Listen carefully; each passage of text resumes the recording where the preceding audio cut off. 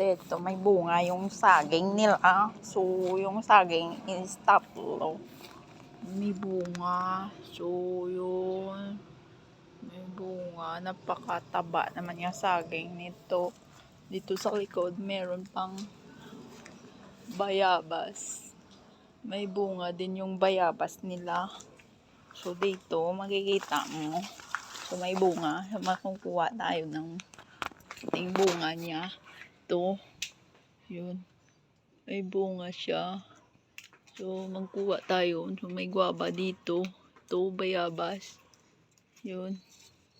Manguha tayo ng bayabas dito. Ito pa.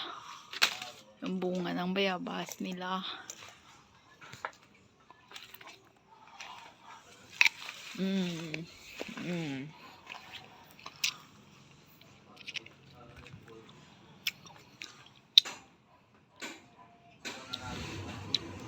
So, magubatan.